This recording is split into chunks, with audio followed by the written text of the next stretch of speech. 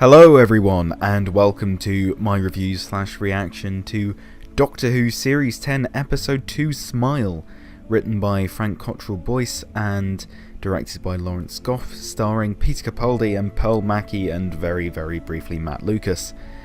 So I've just watched the episode, so I haven't really had much time to actually think about it. So I apologise if it's a bit more rambly than my pilot review, because I had a bit more time to sort of mull over that.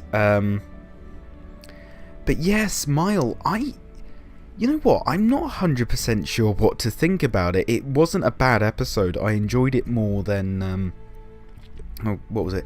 In the Forest of the Night, the previous Frank Cottrell-Boyce script. It was very interesting. I think the first two acts of the story are great. I think there's sort of a real sense of sort of classic Doctor Who with it, and I think the music kind of helps with that.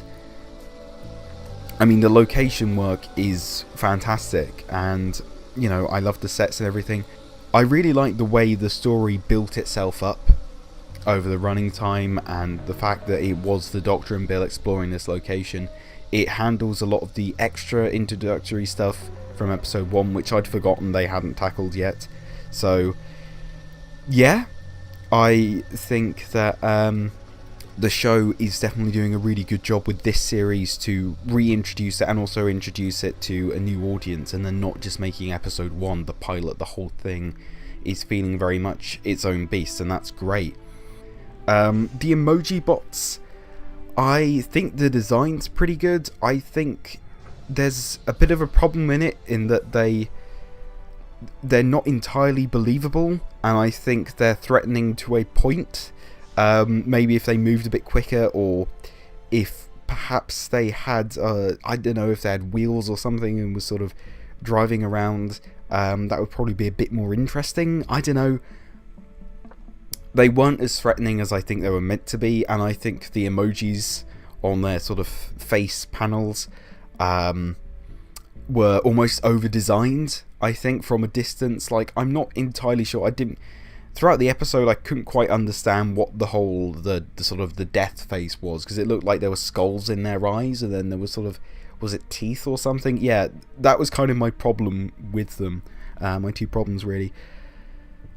But, you know, the Doctor and Bill get some great moments together. They are wandering around this really interesting and really lovely looking location. It's fantastic.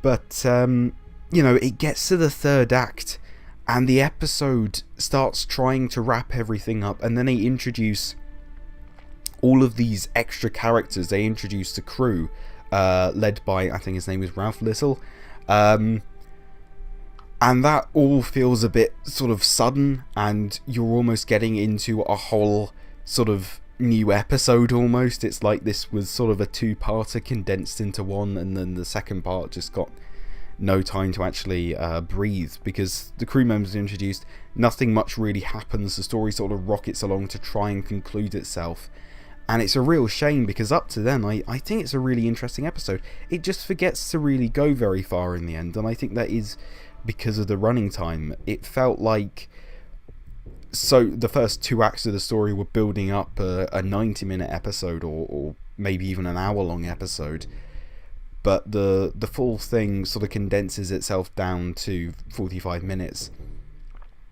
And it's almost like they shouldn't have introduced the crew, or should have, I don't know. I don't think it worked, basically. But yeah, the third act, it doesn't work. The resolution, while it makes sense, is rushed, and it's a bit confused, and the episode kind of just ends.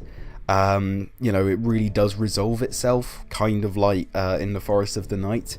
I think this is probably a stronger episode than in the Forest of the Night, but I do understand why in the Forest of the Night has its fans. You know, I think it's really interesting, and it's such a shame, because the first two-thirds are really strong, but when the story starts actually going somewhere, you know, it suddenly throws this idea towards the end, or at least it felt like it was throwing this idea towards the end, of the emojibots having personalities and being creatures in their own right, or the Bardi, I think they were called. You know, it's an interesting idea, but it comes far too late into the story. It's really underdeveloped.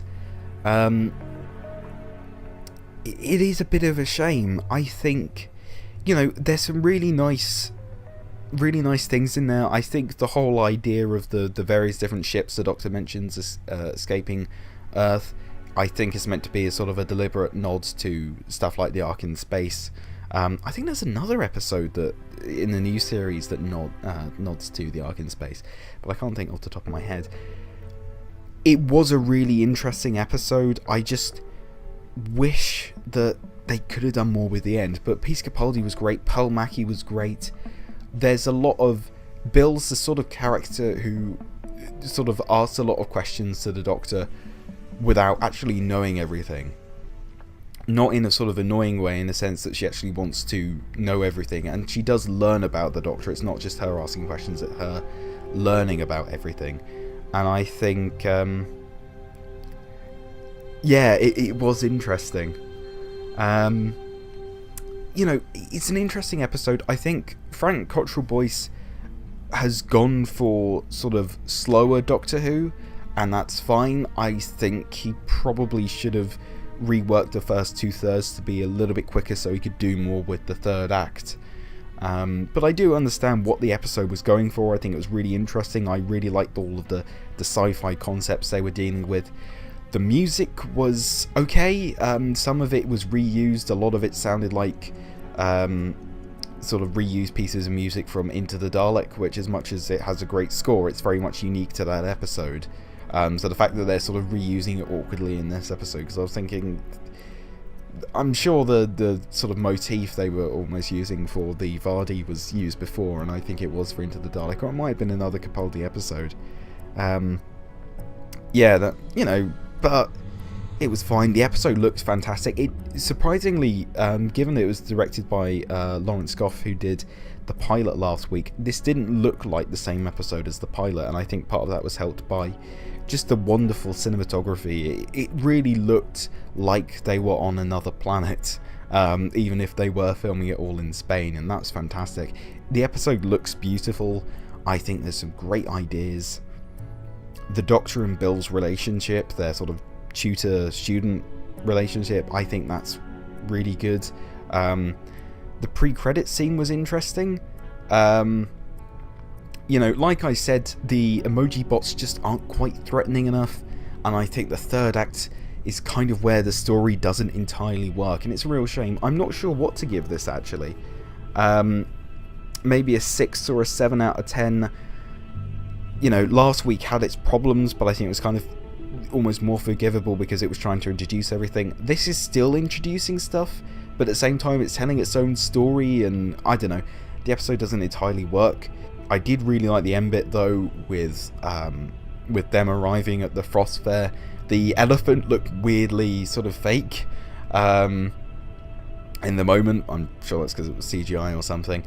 But that was a nice little segue into next week's episode that I really liked. I thought that was a really nice idea, and I liked the way that this episode continued directly on from where the pilot left off. I really enjoyed it. So yeah, I thought it was a really strong episode, but it sort of just fell apart in that third act, and it's a real shame. It had its problems, but I just... Yeah, so 6 or a 7 out of 10, I'll hopefully decide by the time I get round to editing this. Anyway, thank you for watching this reaction/review. What did you think of the episode? Comment below, let me know.